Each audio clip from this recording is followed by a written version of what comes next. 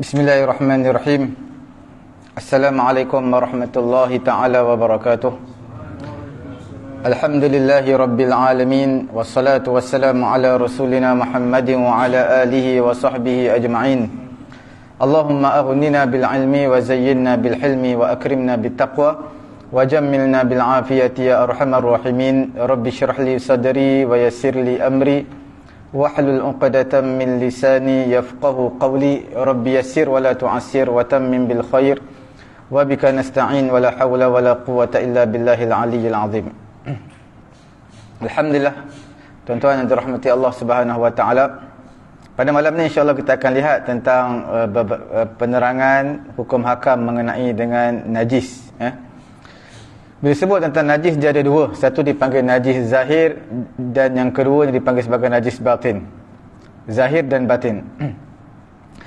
Bila sebut tentang najis yang batin ini, selalunya dalam kitab-kitab tasawuf membincangkan perkara inilah, untuk menyucikan hati daripada najis, bersihkan hati kita daripada perkara-perkara yang kotor dan juga perkara-perkara yang berdosa. Najis zahir ini yang dibincangkan dalam kitab-kitab fiqh yang kita akan bincangkan sebentar lagi. Kemudian najis batin ini asalnya adalah daripada ayat Quran, sumber dia iaitu ya ayyuhalladzina amanu innamal musyrikuuna najasun fala yaqrabul masjidal haram ba'da 'amihim hadza. Wahai orang beriman, hanya saja orang-orang musyrik, orang-orang kafir ini dia adalah najis. Jangan mereka menghampiri masjid kami ini, iaitu Masjidil Haram. Di sini maksud najis orang-orang musyrik, orang-orang kafir yang mensyirikkan Allah tu najis. Najis di sini bukanlah najis yang zahir, tetapi yang dimaksudkan di sini adalah najis batin. Kerana orang kafir ini, orang kafir yang mensyirikkan Allah, kita panggil orang musyrik. Sama ada mereka yang basah atau kita yang basah, tidak najis. Kita bersentuhan dengan mereka, kita bersalaman dengan mereka, tidak najis. Yang dimaksudkan dalam ayat Quran ini adalah najis batin, iaitu i'tiqad mereka tu najis kerana batin mereka tu kotor. Mereka hanya saja kekotoran batin ini dapat disucikan dengan diri mereka yang menyucikan hati mereka ataupun i'tiqad mereka. Berbeza dengan najis zahir. Kita nak sucikan najis zahir perlukan benda lain, perlukan air ataupun perkara yang menyucikan dia. Adapun batin yang menyucikan adalah diri kita sendiri. Najis batin ini adalah antara banyaklah najis batin ni, keburukan ataupun kejahatan-kejahatan yang begitu banyak. Yang paling besarnya adalah syirik, dan juga selepas daripada syirik ini beberapa penyakit hati itu dipanggil sebagai najis batin. Perkara maksiat yang pertama yang dilakukan kepada Allah Subhanahu wa taala mengenai dengan najis batin ini adalah sifat hasad, dengki. Iblis derhaka kepada Allah Subhanahu wa taala kerana adanya sifat hasad ini, ketika mana diperintahkan kepada iblis sujud kepada Nabi Adam alaihi salatu wassalam. Dia enggan untuk sujud kepada Nabi Adam kerana ada sifat dengki, hasad dan juga sifat takabur. Ini semua adalah sifat-sifat dalam hati kita, dipanggil batin. Sifat takabur, besar diri, sifat hasad, dengki, ini semua adalah sifat hati. Bila mana ada sifat-sifat ini, maka iblis tidak sujud kepada Nabi Adam alaihi salatu wassalam.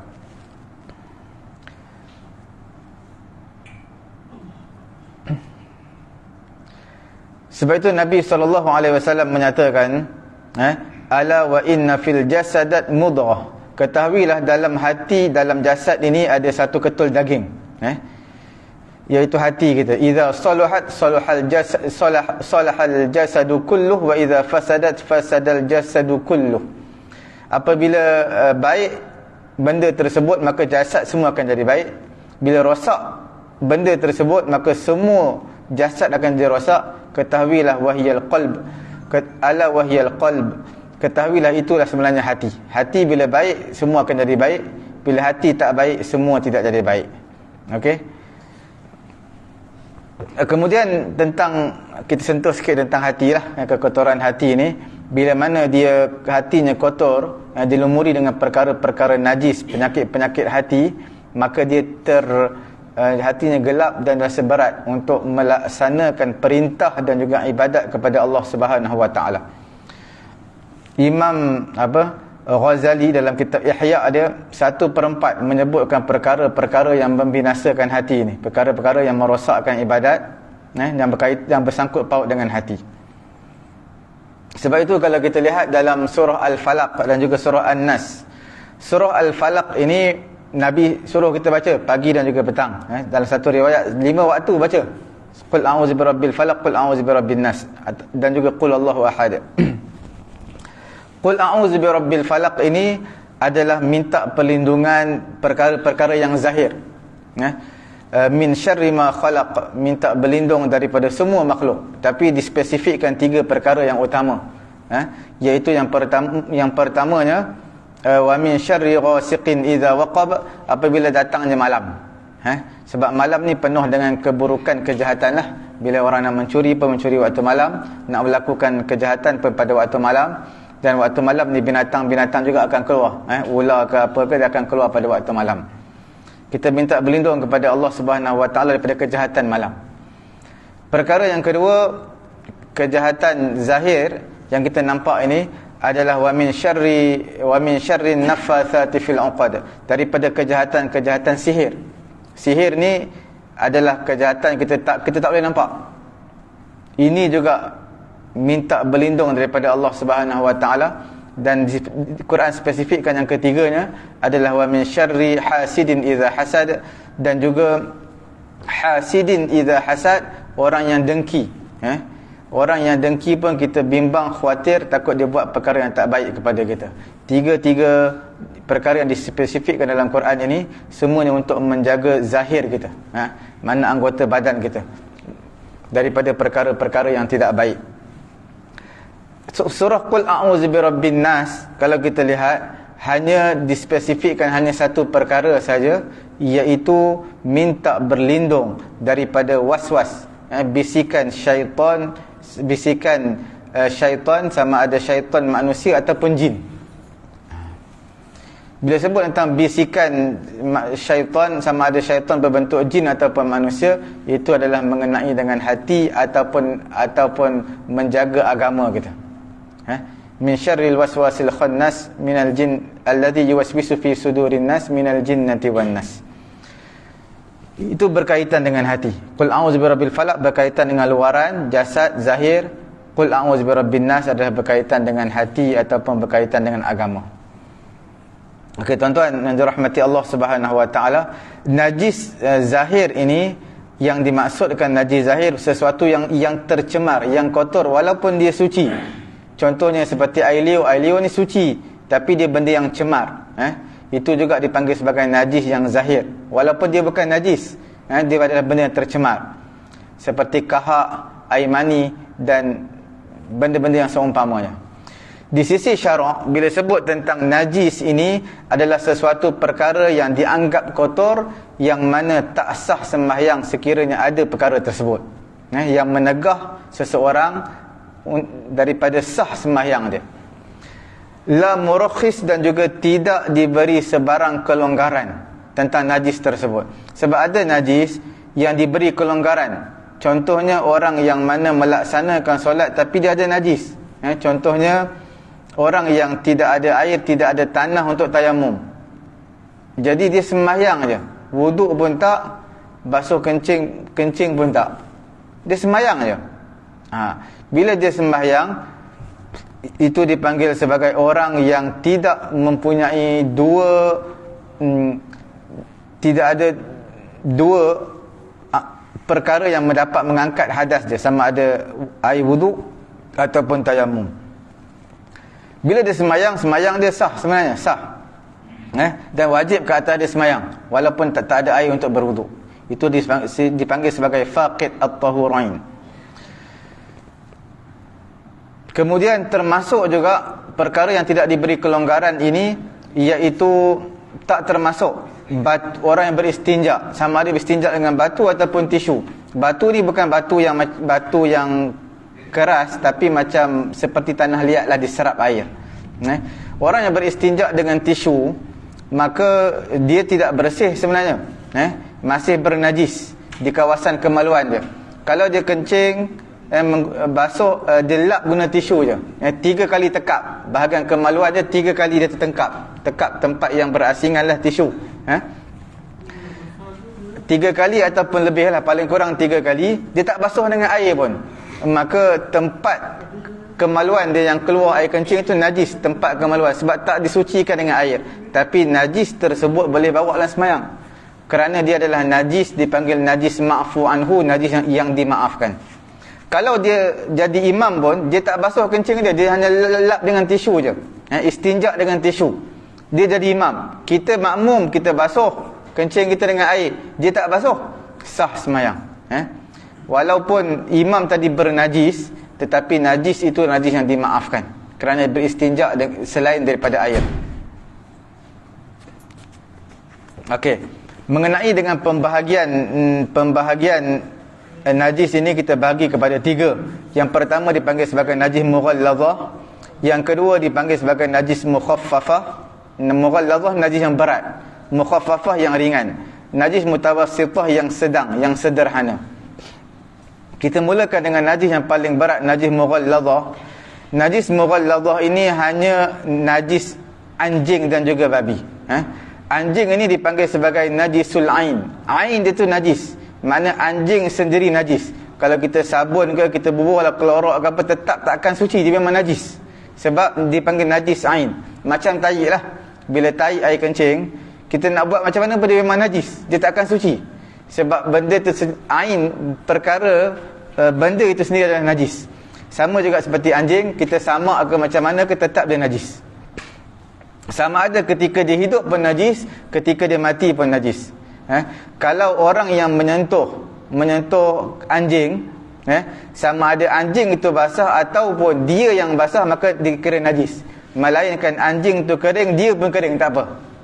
Salah satu basah, sama ada orang yang menyentuh ataupun binatang anjing tadi yang disentuh basah, maka najis, maka dia kena suci, dia kena bersuci. Mana kena basuh lah, 7 kali basuhan, termasuk air tanah sekali. Bila sebut tentang ain ataupun anjing itu sendiri najis, maka termasuklah tai anjing, air kencing anjing, darah anjing, apa peluh anjing dan juga apa yang berkaitan dengan anjing, semuanya adalah najis. Air liur dia semua najis.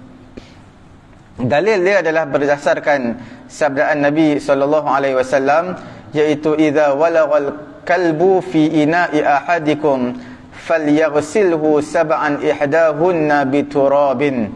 Apabila anjing menjilat pada salah seorang daripada bekas salah seorang di kalangan kamu, bekas air, anjing jilat pada bekas tersebut, maka Nabi kata apa? Falyaghsilhu, basuhlah bekas tersebut dengan sab'an, 7 kali basuhan, 7 kali bilas dengan air. Ihdahunna biturab, salah satu daripada 7 basuhan tersebut adalah dengan air tanah. Jadi di sini kita nyatakan tidak ada perbezaan najis antara semua anjing, tak kiralah anjing liar, anjing yang dipelihara, anjing buruan ataupun apa jenis anjing, semuanya adalah najis. Sehingga ulama menyatakan tempat gigit anjing buruan, bila kita lepaskan anjing untuk memburu kambing ke, rusa ke, apa ke, kijang ke, bila dia gigit di satu tempat, gigitan tersebut ada ulama menyatakan najis. Najis, makna kena basuh dengan 7 basuhan. Dalam kitab Raudhah, Imam Nawawi menyatakan, Raudhatul Talibin, tempat gigitan anjing buruan ni, dia gigit pada binatang buruan tu, hukumnya adalah najis dan wajib basuh dia dengan 7 kali basuhan berserta salah satunya dengan air tanah. Maka barulah halal untuk dimakan tempat gigitan tersebut. Walaupun sebahagian di kalangan ulama ada yang menyatakan najis tersebut najis yang dimaafkan. Jadi tempat gigitan anjing buruan tu, dia menggigit mangsa dia, ada yang ulama menyatakan gigitan tersebut adalah najis yang dimaafkan, basuh begitu saja. Kemudian bila sebut tentang anjing, tidak disebutkan babi. Dalam Quran ada sebut babi tapi bukan sebut najis. Quran menyebutkan dia adalah perkara yang diharamkan untuk makan. Innama harrama alaikumul maitata waddama wa lahmal khinzir. Daging babi diharamkan untuk kamu makan. Mengenai najis ni tak disebutkan babi. Maka ulama kata kita kiaskan babi ini tak disebutkan hukum najis dia dalam Quran ataupun hadis, maka kita kiaskan dipanggil sebagai al-qiyas bil aula, iaitu kalau tengok anjing dengan babi, babi lebih teruk daripada anjing, kerana anjing ni ada kemanfaatan dia juga, boleh buru, ataupun boleh menjaga kebun. Tapi bila sebut babi, dia tak ada apa-apa kemanfaatan, dia lebih teruk. Bila anjing yang ada kemanfaatan pun najis, maka babi lebih najis daripada itu. Maksudnya dan lebih buruk, maka lebih teruk, jadi mana hukumnya sama, najis. Ulama menyatakan kerana anjing ini babi tak boleh kita pelihara aja dalam apa juga situasi. Anjing ada situasi-situasi tertentu kita boleh pelihara, untuk jaga kebun kita, untuk jaga untuk untuk memburu, ataupun seperti mana bomba, setiap bomba polis semua ada anjing dia, KN9, itu semua ada fungsi dia lah. Okey, bahkan ulama menyatakan babi ni disunatkan untuk bunuh walaupun tak memberi kemudaratan apa-apa, sebab dia bawa penyakit yang tak baik kepada manusia. Okey, bukan sekadar najis mughalladhah ni anjing dan babi, tapi furu' ada yang lahir daripada salah satu daripada keduanya, iaitu anjing dikacukkan dengan babi, lahir anak, tak kira lah anak anjing ataupun anak babi, tetap hukumnya najis. Ataupun salah satu daripada keduanya berserta dengan haiwan yang suci, iaitu anjing bersama dengan haiwan yang suci, ataupun babi bersama dengan haiwan yang suci, tak kira lembu ataupun kerbau, maka ulama menyatakan lahir anak tersebut juga dianggap sebagai najis, najis walaupun hasil kacukan daripada babi dengan lembu, maka keluar anak lembu tersebut juga najis, tak boleh disembelih, kerana dipanggil taghliban lin najasah, hukumnya ikut seperti ibu dan ayah dia, hukumnya adalah najis. Okey, itu selesai dalam bab najis mughalladhah. Najis mughalladhah ini cara cucian dia seperti yang dibagi tahu tadi, 7 kali basuhan bilasan dengan air, salah satunya adalah daripada air tanah, dicampur dengan tanah. Dia berbeza dengan ibadat korban tu. Kalau kita lihat ibadat korban, kalau binatang kacok, sama ada binatang kacokan. Contohnya binatang kacokan antara binatang yang boleh dibuat korban dan tak boleh dibuat korban. Contohnya lembu dengan kuda. Kuda tak boleh buat korban, lembu boleh buat korban. Bila binatang yang dikacok seperti itu, dia tak boleh dibahagikan 7 bahagian, dia kena 1 bahagian je. Itu dalam bab ibadat korban lah.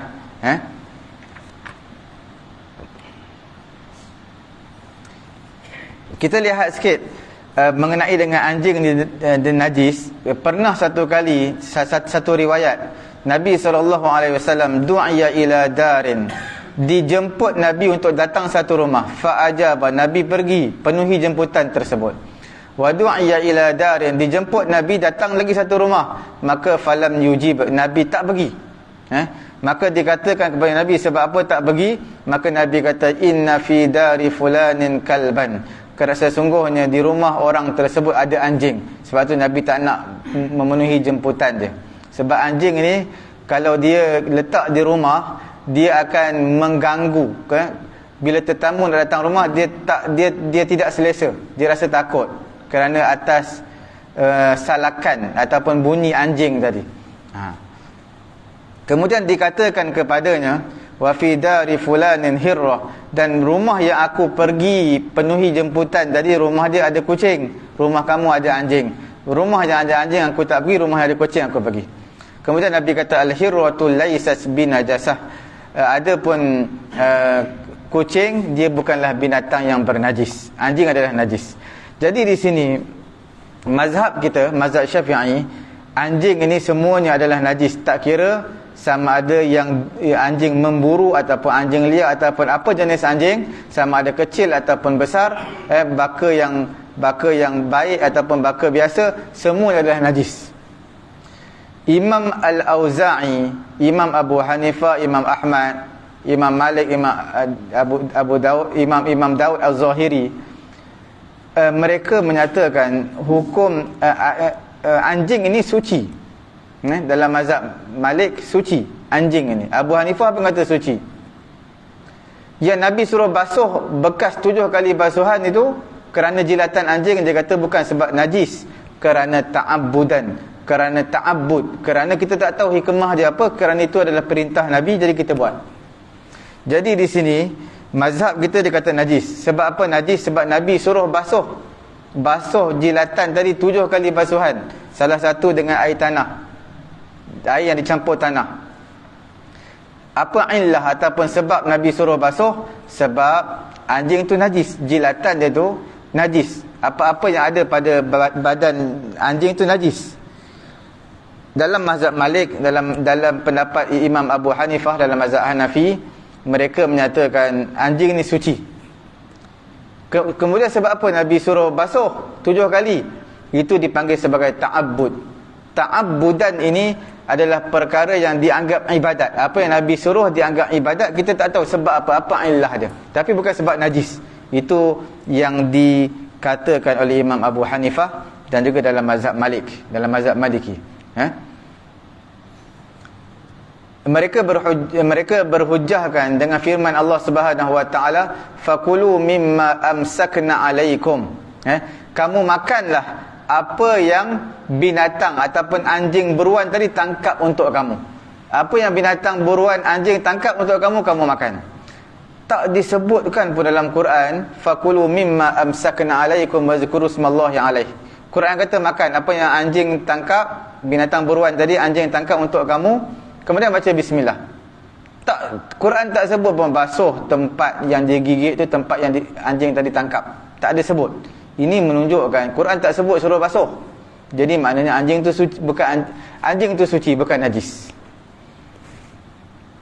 Berdasarkan daripada hadis, dalil yang kedua tadi itu dalil Quran. Dalil yang kedua daripada hadis Ibnu Umar radhiyallahu taala anhuma, dia kata kanatil kilab tuqbil wa tadbur fil masjid fi zaman Rasulullah sallallahu alaihi wasallam falam yakunu yarushuna shay'an min zalik. Anjing ni berkeliaran di masjid Nabi, berkeliaran, sekejap masuk sekejap keluar dalam masjid Nabi pada zaman Nabi.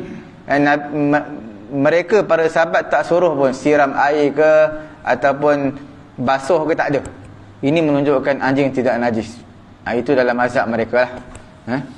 Kalau najis, pasti sahabat-sahabat suruh simbah air ke apa ke, seperti mana Arab Badui yang kencing dalam masjid Nabi, Nabi suruh bawa satu baldi simbah tempat dia kencing tu.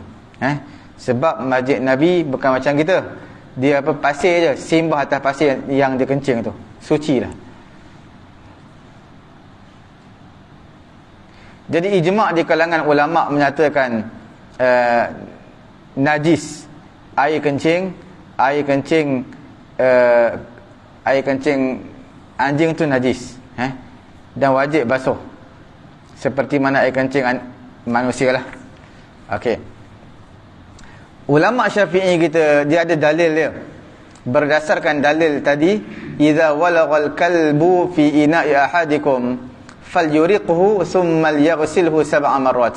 Nabi kata bila mana anjing jilat pada jilatan bekas salah seorang di kalangan kamu, Nabi kata falyuriqhu, buang air tadi. Air dalam bekas tadi buang sebab dia telah najis, kena jilatan anjing. Kemudian basuh dengan 7 kali basuhan. Kalaulah tidak najis, Nabi tak akan suruh buang air tadi, sebab dia adalah satu pembaziran, mensia-siakan harta. Kalau tak najis, Nabi tak suruh buang air. Bila Nabi suruh buang air, bermaksud najis. Tak boleh guna dah air tersebut.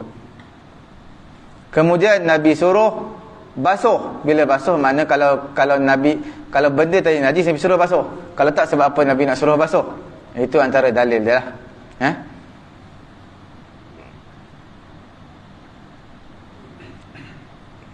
Kemudian hadis Ibnu Umar yang menyatakan anjing berkeliaran dalam masjid Nabi.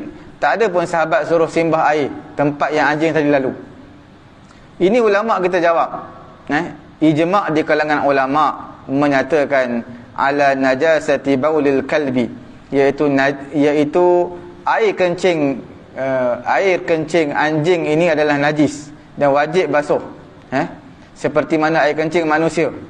Air kencing manusia najis, anjing lagi najis. Tapi anjing tadi lalu je. Dia lalu tidaklah najis, tak perlu kita basuh pun. Babi yang kita sebutkan tadi, khinzir, babi dia lebih teruk daripada anjing. Dan bila lebih teruk daripada anjing, maka hukumnya samalah seperti anjing, najis. Tetapi dalam mazhab Maliki, dia menyatakan anjing tidak najis. Bagaimana dengan khinzir, iaitu babi? Selagi mana dia hidup, adakah najis ataupun tidak? Maka di sini ijma' di kalangan ulama, ijma' mana sebulat suara, semua ulama sepakat, iaitu babi ini hukumnya najis selagi mana dia hidup. Najis, termasuklah dalam mazhab Malik kita, dalam mazhab Maliki.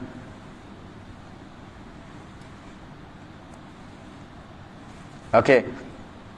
Kemudian,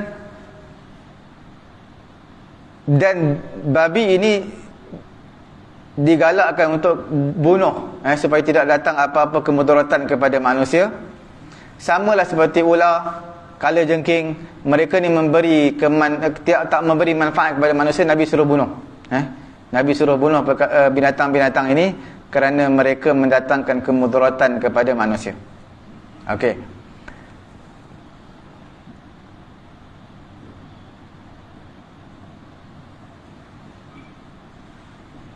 Benda yang lahir daripada keduanya ataupun salah satu daripada keduanya, haiwan yang suci, hayawanan tahirun min najisin fa huwa muttafaqun alaihi indana, maka dia adalah sama juga hukumnya najis. Ulama bagi satu contoh di sini, sekiranya anak kambing menyusu dengan ibu anjing, anak kambing menyusu dengan ibu anjing, maknanya dia kenyang, dia jadi besar.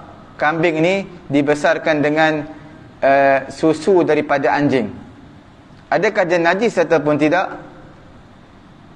Pendapat yang kuat menyatakan hukumnya kambing tadi tidak najis. Sebab apa tidak najis? Kerana kambing itu suci. Kambing itu suci, dan dia bukan lahir daripada anjing tadi, cuma dia minum je susu anjing. Itu beza dia lah. Benda li'annahu makhluqun min najis fakana misluh. Kalau dia daripada anjing ataupun babi ataupun salah satu daripada keduanya diciptakan daripada benda tersebut, maka barulah dikira sebagai najis. Ulat yang lahir daripada bangkai, bila bangkai ada ulat keluar pada bangkai tu. Bila tai itu ada ulat keluar daripada tai itu, adakah ulat tu najis ataupun tidak? Ulat tersebut hukumnya suci, tapi tai tersebut najislah, sebab ulat tersebut dia bukan diciptakan daripada tai itu. Ulat tersebut bukan diciptakan daripada bangkai itu. Cuma dia lahir dalam tu, tapi bukan diciptakan daripada najis tu. Jadi maknanya ulat tersebut najis, ulat tersebut suci. Kalau kita pegang tidak najis. Kalau pegang tai itu najis, pegang bangkai najis, tapi pegang ulat bangkai tidak najis. Maksud tak najis ni, kalau kita pegang tak perlu basuh tangan lah, boleh terus semayang. Tidak kita tak menyentuh najis. Itu perbezaan dia lah. Okey.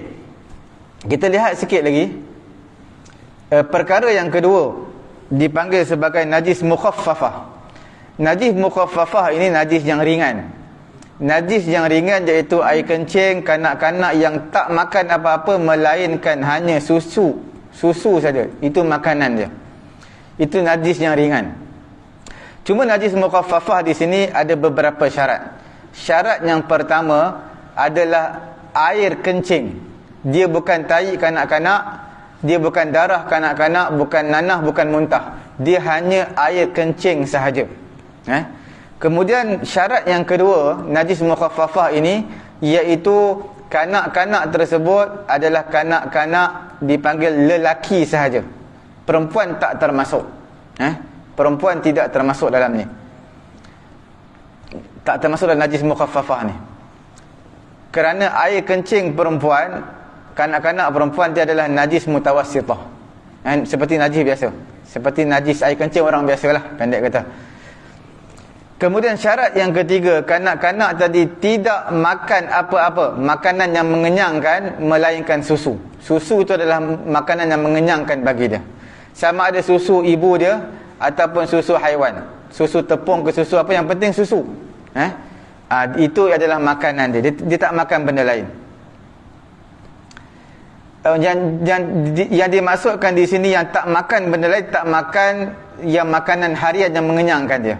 Kalau dia makan benda lain, contohnya dia makan kurma. Bila dia makan kurma? Ketika mana tahnik. Tahnik hari yang ke-7 kan kita panggil untuk belah apa? Belah mulut.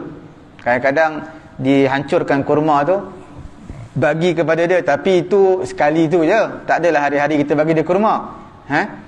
Ataupun itu tidak menjadi masalah. Ataupun diberi ubat. Kata susu je. Jelah kadang-kadang demam ke apa, doktor suruh bagi ubat, contohlah. Bila bagi ubat tak apa, tak jadi masalah. Itu bukan makanan yang mengenyangkan bagi dia. Ataupun diberi madu. Madu ni budak-budak bahaya, sebab apa? Dia boleh lekat dekat tekak ni, boleh bawa kepada kematian. Tapi ketika mana tahnik, kurma tu dicelup dengan madu. Dicelup dengan madu. Tapi perkara tersebut bukan selalu pun kita buat. Bukan perkara yang mengenyangkan dia. Kalau kenyang hari itu saja. Itu tak jadi masalah.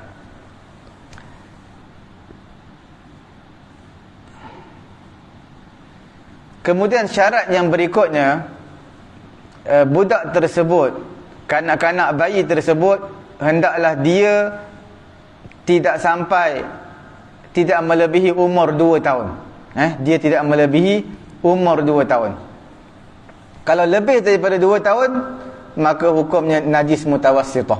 Makna najis seperti air kencing kanak-kanak biasa. Yang dimaksudkan 2 tahun di sini adalah 2 tahun hilaliyah ataupun 2 tahun hijrah. Sebab tahun hijrah ni dia awal sikit, awal beberapa hari lah sikit. Sama juga bila sebut balik, contohnya lelaki ataupun perempuan yang balik.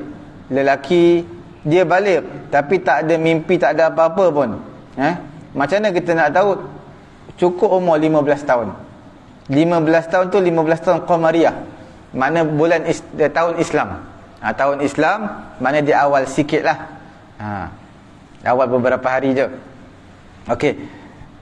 Bila mana sebut 2 tahun hilaliyah, 2 tahun qamariyah. Kalau lebih 1 hari, 2 tahun 1 hari, maka dikira najis mutawassithah. Kalau kena air dia, mana kena basuh. Dia tak boleh dengan renjis sahaja. Okey. Apa perbezaan antara air kencing kanak-kanak lelaki dan juga kanak-kanak perempuan ni? Perbezaan dia, air kencing kanak-kanak lelaki, dia adalah najis mukhaffafah. Air kencing kanak-kanak perempuan adalah najis mutawassithah. Sebab apa? Sebab datang dalam satu hadis riwayat Imam Bukhari, Imam Muslim daripada Ummu Qais, annaha ja'at bibnin laha saghirun. Perempuan ni Ummu Qais, dia bawa datang kepada Nabi anak lelaki dia, lam yakul at-ta'am, dia tak makan apa-apa, minum susu je. fa ajlasahu Rasulullah sallallahu alaihi wasallam fi hijrih. Nabi ambil dia, Nabi letak di pangkuan Nabi. Mungkin Nabi nak tahnik dia, Nabi letak di pangkuan Nabi. Nabi ambil bayi tersebut. Fabala alaihi, dia kencing ke atas Nabi. Maka fada'a sallallahu alaihi wasallam bima, kemudian Nabi minta air, kemudian direnjiskan tempat yang kanak-kanak ada dikencing. Walam yaghsilhu, Nabi tidak basuh. Nabi tak basuh. Hadis riwayat daripada Imam Tirmizi. Satu riwayat yang lain, yughsal min baulil jariyah, dibasuh air kencing bayi perempuan. Wa yurashu min baulil ghulam, dan direnjis air kencing bayi laki-laki. Jadi daripada sini apa yang kita dapat, sebab apa perbezaan antara air kencing kanak-kanak lelaki juga perempuan? Di sini kita lihat ada yang menyatakan air kencing bayi perempuan ni lebih kasar berbanding air kencing bayi laki-laki. Kemudian bayi laki-laki ni kita nak jaga dia selalu susah. Kadang-kadang kita buka pampers terus dia pancut, tak sempat nak buat apa-apa, dia pancut dulu. Dia susah, dia tak seperti perempuan. Ataupun yang ketiganya ulama kata adalah kerana dia ta'abbudi. Sebab Nabi buat macam tu, kita buatlah. Nabi dibawa datang kepada Nabi bayi laki-laki, maka dia kencing, Nabi hanya renjiskan. Bayi perempuan, maka Nabi suruh basuh. Apa beza renjis dan basuh? Basuh ni kita kena pergi dekat paip, kita kena simbah air, ada air yang warid. Contohnya baju saya ni, hujung ni terkena air kencing, jadi saya kena basuh.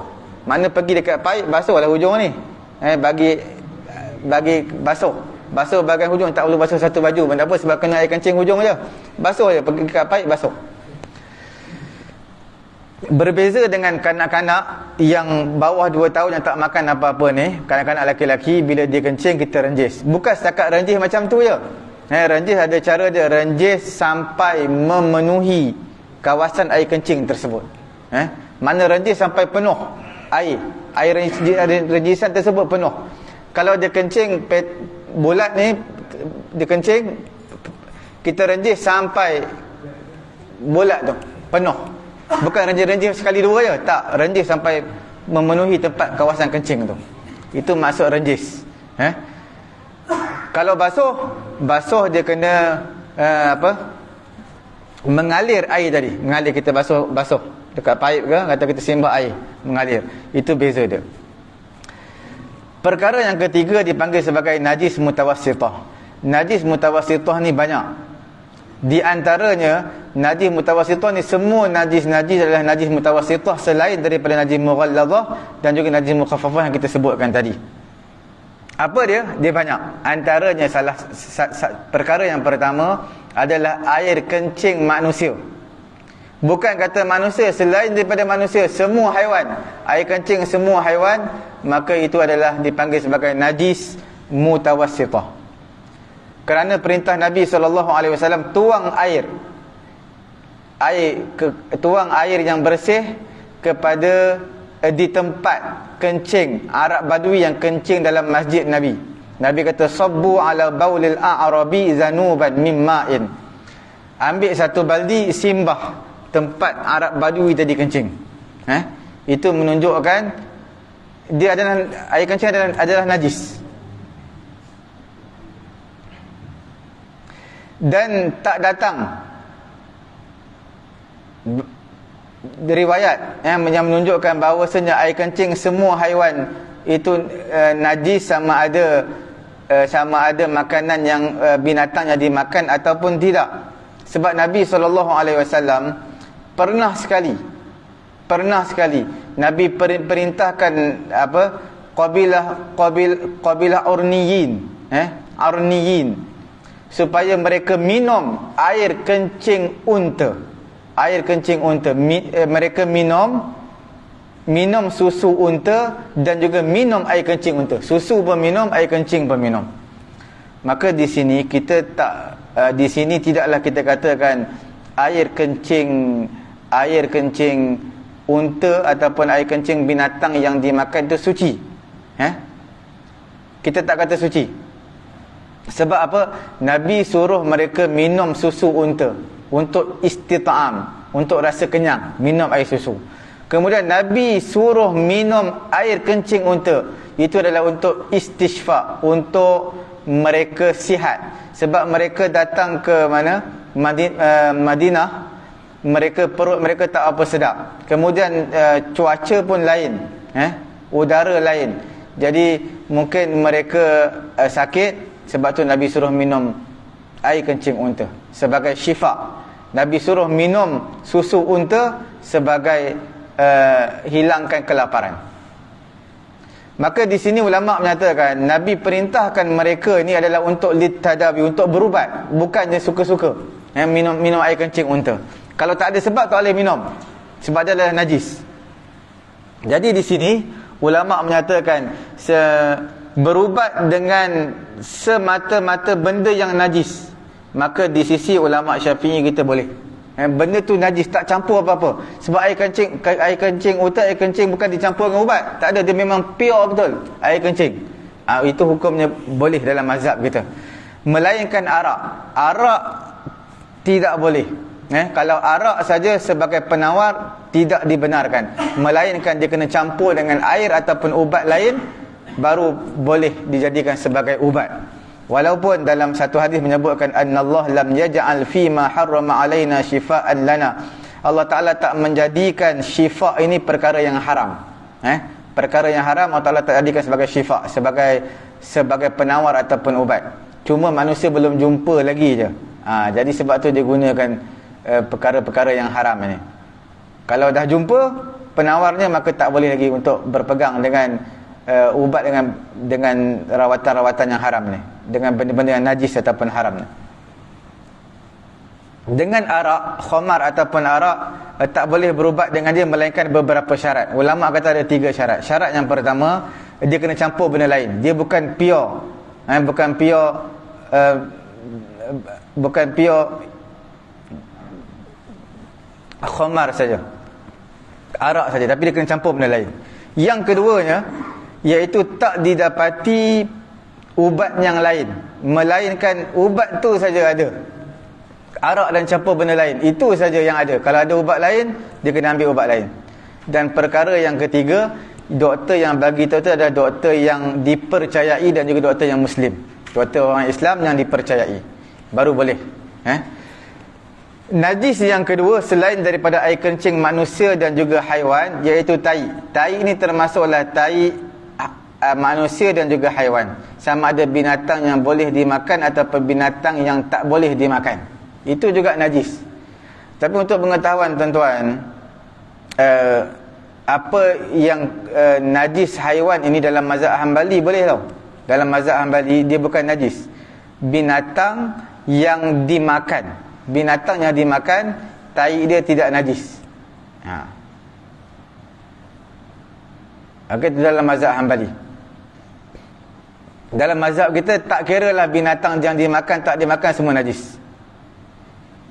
Perkara yang ketiga adalah air wadi. Air wadi ni najis. Air wadi ni selalu keluar bila kita letih sangat, kita penat. Kita penat, kita bangun tidur ke apa, kita penat sangat, keluar. Dia bentuk macam air apa? Mani, sama. Cuma dia keluar lepas kencing. Dia keluar lepas kencing. Dia warna lebih kurang apa? Samalah, sama dengan air apa? Mani. Cuma air mani ni sebab lain keluar. Yang wadi ni sebab letih sangat. Dia adalah najis, air wadi. Dia keluar lepas kencing. Perkara yang keempat adalah air mazi. Air mazi pun najis juga. Air mani tidak. Air mani dia tidak najis. Air mazi najis. Yang kelimanya adalah darah. Darah najis. Darah ni najis melainkan hati ataupun limpa. Itu pun daripada darah juga, tapi dia tidak najis. Dia tidak najis, sebab kita boleh makan dia.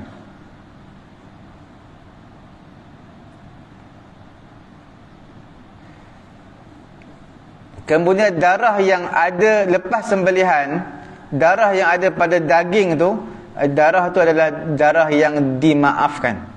Maknanya dia tidak najis. Ketika kita sembelih, ada darah pada daging.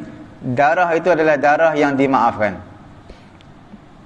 hatta law taghayyara bihil ma hadza idza lam yughsal laham, sehingga kan kalaulah berubah air, dia letak daging yang kita sembelih korban ke apa, daging tu terus kita masak, letak dalam air, letak dalam periuk, berubah warna je, tetap dimaafkan lagi. Kita panggil antara najis yang dimaafkan. Tapi dia tak basuh daging tu, terus masak je, boleh, tak jadi masalah. Tapi bila mana dia dah basuh daging tadi, maka tidak dimaafkan lagi. Maksud tak dimaafkan, bila dia dah basuh daging, dia kena basuh bersih-bersih. Dia kena basuh bersih-bersih. Bila ada darah tu tidak dimaafkan lagi. Kalau daripada daging lembu tu kita potong, yang ada darah terus masak, itu najis yang dimaafkan. Tapi kalau dah basuh kemudian baru masak, pastikan basuh biar bersih. Sebab najis tu najis yang tidak dimaafkan lagi. Ustaz, yang tu kena lalukan air saja tak? Yang tinggal tu okey tak? Daging ni. Daging kena basuh. Basuh bersih lah. Yang kita takkan seperti habis dia tak boleh habis semua. Yelah, maknanya Dia dah basuh, jadi selepas basuh tu ada titisan yang keluar tu, dia maafkan tak? tak apa itu. Tak apa. Tapi dia keluar bekas apa? Darah jalan. Macam bekas darah. Dia bukan apa? Darah. Kalau darah masih najis lagi. Maknanya bekas air tu. Kemudian yang keenamnya adalah nanah pun najis. Yang tak bercampur dengan darah lah. Tak bercampur dengan darah. Nanah saja najis juga. Air bisa najis juga. Air bisa. Air bisa. Bisa? Bukan, dia kalau kita air bisa atau air bisa? Air bisa tak tahu. Dia kalau bisul dia dah buat dah keluar. Dia keluar air cair gitu kan. Itu air bisa lah. Air bisa. Air tu pun najis juga. Tapi air tersebut najis bila mana bercampur dengan darah. Najis. Muntah, itu semua najis. Okey. Ustaz, najis ke Ustaz? Orang nak tanya pasal kadar air yang aneh dan darah apa semua kan. Ada orang kawal dia pergi luka sikit-sikit kan. Jadi Darah. Jerawat tu kadang darah. Okey. Jadi kita cuci nak solat lah. Di tengah solat ada lagi Keluar apa? Darah. Darah tu. Adakah solat tu tidak sah, dapat tak cuci, ataupun dia dimaafkan kerana dia kecil sikit? Dia darah ni, darah dia termasuk dari di antara najis yang diberi kemaafan lah. Dipanggil ma'fu anhu. Darah antara najis yang diberi kemaafan. Tapi diberi kemaafan tu sekiranya sedikit. Kalau banyak tak diberi kemaafan lah. Kalau banyak. Kemudian kita kena tengok juga, sekiranya najis darah tu sikit tapi bertempat yang berasingan. Ni sini sikit. Kalau dicampurkan semua banyak juga, itu pun tidak dibenarkan juga. Maksudnya darah tu darah yang sikit pada satu tempat. Kalau pada banyak tempat, contohnya baju dia, dekat sini pun darah, dekat sini pun darah, belakang pun darah, depan pun darah, jadi itu dikira banyak juga. Itu tak diberi kemaafan. Kemudian darah itu maksudnya untuk darah kita lah. Darah kita ni, ketika kita semayang contohnya, darah keluar, kita tengoklah darah tu keluar dengan perbuatan kita ke tidak. Kalau darah tersebut keluar dengan perbuatan kita, contohnya jerawat, kita garu dia berdarah, tapi jerawatnya darah sikit, tak apa. Tapi dengan perbuatan kita, tengah-tengah semayang bisul, kita pergi tekan dia, keluar dia. Bila dengan perbuatan kita darah banyak, maka itu batal semayang. Kalau bukan dengan perbuatan kita tak apa. Dengan perbuatan kita maka batal. Kalau bukan dengan perbuatan kita tak apa. Darah bukan darah kita, darah orang lain, sama juga. Kalau sedikit diberi kemaafan, kalau banyak tak diberi kemaafan. Nyamuk dia gigit orang lain, dia singgah kat kita, kita tepuk dia, tak sempat isap darah kita dah tepuk dia mati. Tapi ada kesan darah tersebut bukan darah kita, tetap diberi kemaafan. Ustaz, kalau macam kata bersuci tu kan,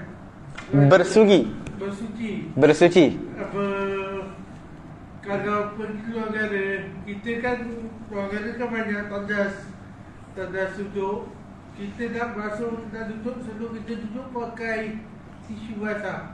Tisu basah Johnson tu yang pack tu, kita tak boleh pakai tisu basah pun, pakai tisu kering pun boleh. Sebab tisu basah, tisu kering sama je. Dia sebenarnya pakai tisu kering. Sebab kalau pakai tisu basah pun, dia tak memberi kesan apa-apa pun. Pakai tisu kering. Sebab kita nak hilangkan najis, kita kena guna air, kena basuh dengan air. Tapi kalau tisu kering, dia tak dapat menghilangkan najis. Sebab tu budak-budak, kalau kita tukar pampers dia, kemudian kita hanya guna tisu kering, bersih lah, tapi tetap kawasan tu najis lagi. Kita tak boleh dukung ketika semayang. Kita kena basuh dengan air, kita kena pancut dengan air, baru sah.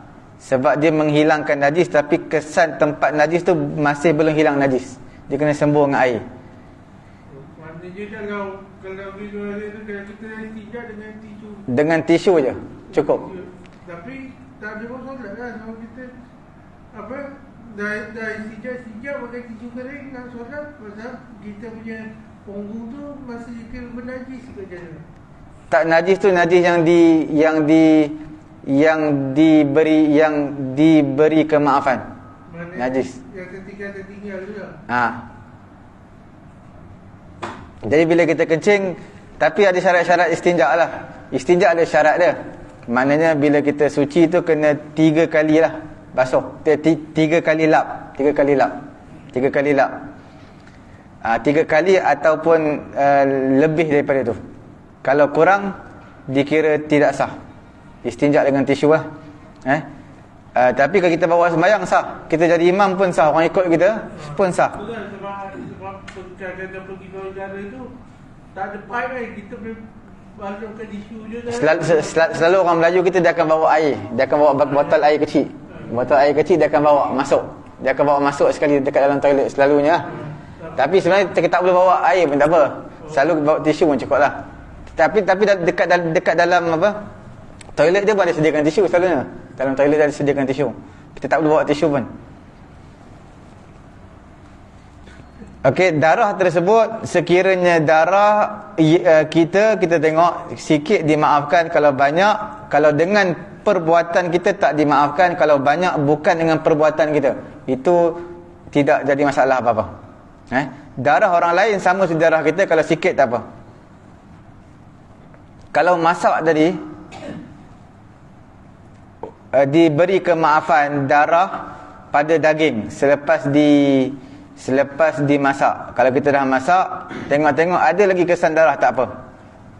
Tidak jadi masalah.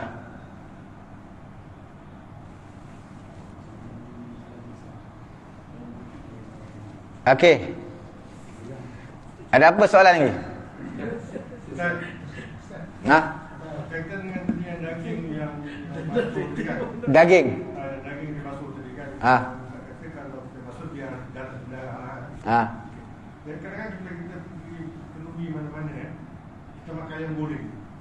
Bila kita makan ayam goreng, kita gigit dalam tu ada darah, macam masih macam tak masak kan. Tak apa, boleh.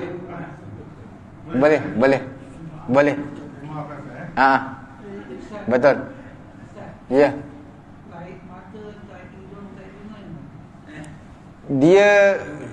Dia benda yang kita panggil apa? Cemar. Dia bukan najis. Tai hidung, tai mata, semua tu cemar. Makna kalau kita semayang, kita ada tarik mata pun sah. Cuma kena hati-hati tarik mata yang kering. Kalau kita ambil wuduk, kita kena pastikan kita kena basuh betul-betul lah. Sebab tarik mata kering, takut air tak sampai pada muka kita. Tarik mata kering, kita kena pastikan lah. Tapi kalau semayang tak jadi masalah apa-apa. Sebab dia bukan perkara yang najis, dia perkara yang cemar je. Tarik hidung, tarik mata semua tu lah. Kahak, hingus semua tu sah. Ustaz, kalau macam makanan Jepun tu, sushi, dia tak masak kan, dia mentah. Itu macam mana Ustaz? Boleh makan? Boleh makan juga? Boleh. Walaupun dia tak masak? Boleh. Boleh makan.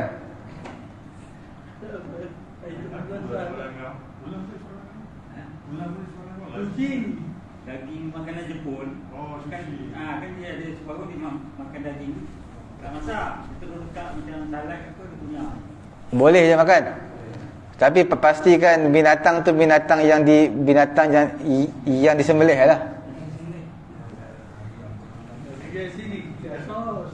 Dia semua ada 21 tau. Najis mutawassithah ni dia ada 21. Nanti kita sambung lah. Ada beberapa yang najis. Semua ada 21 lebih kurang lah. Last topic. Apa dia lah? Kebiasaan lah kadang kita cuba elakkan. Bila kita buang air di tandas percikan kencing tu, saya difahamkan kalau dia kecil sikit kita ambil jenis macam tu aja. Dengan air kan jadi Tak, dia percikan air kencing. Kalau kita tak tahu tak apa. Tak tahu. Kita tak tahu. Sebab percikan air kencing ni dia terlampau kecil sangat. Kita tak tahu. Kalau maknanya kita anggap seluar kita bersih. Bersih. Kita anggap seluar kita bersih. Sekiranya ada pun tu najis yang diberi kemaafan lah. Sama juga bila lalat dia hinggap dekat tai. Lepas dia hinggap tai, dia terus hinggap kat baju kita. Tak apa. Suci. Sebab dia najis yang diberi kemaafan. Sebab dia benda terlampau kecil sangat. Kecil sangat. Tapi kalau kita tahu dia kecil, kadang-kadang bila tinggal tempat yang terang dia nampak dia punya tumpasan air tu kan. Tapi cuma yang saya tahu kita tumpuk renjit gitu kan. Tak, kalau air kencing kita tak boleh renjis. Kita mesti kena basuh. Tapi kalau percikan, selalunya mata kasar tak boleh nampak. Sebab dia benda kecil sangat. Benda kecil. Sebab kemungkinan air yang terpercik tu kita tak tahu. Kadang-kadang air paip yang jatuh menitik. Kadang-kadang terpercik kat kita. Maknanya diringankan lah. Diberi kemaafan lah. Percikan air kencing. Sebab dia terlampau kecil, halus. Kalau bau apa? Bau seluar kita. Kalau bau memang kena apa? Basuh lah, basuh.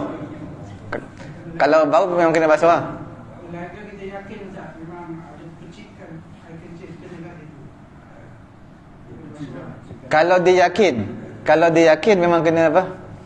Basuh lah seluar tu. Sebab selalunya percikannya kita tak tahu. Sebab dia benda kecil, halus. Sebab kadang-kadang kita kencing dalam apa? Mangkuk. Kadang-kadang macam ada terpercik sikit macam. Jadi itu semua diberi kemaafan lah. Sebab kita tidak pasti benda tu. Berkemungkinan air paip yang menitik sikit ke ataupun apa benda kita pun tak tahu. Okey. Kita tutup majlis dengan tasbih kafarah dan suratul Asr. Subhanallahumma wa bihamdihi, subhanakallahumma wa bihamdika, asyhadu an la ilaha illa anta astaghfiruka wa atubu ilaik. Bismillahirrahmanirrahim. Wal 'asri innal insana lafi khusr illa alladzina amanu wa 'amilus solihati wa tawassaw bil haqq wa tawassaw bis sabr. Bismillahirrahmanirrahim. Alhamdulillahirabbil alamin wassalatu wassalamu ala rasulina Muhammad wa ala alihi wa sahbihi ajma'in. Allahumma anfa'na bima 'allamtana wa 'allimna ma yanfa'una wa zidna 'ilma. Alhamdulillahi ala kulli hal wa na'udzubillahi min hali ahli an-nar. Wa sallallahu ala sayyidina Muhammad wa ala alihi wa sahbihi ajma'in. Alhamdulillahirabbil alamin. Taqabbalallahu minna.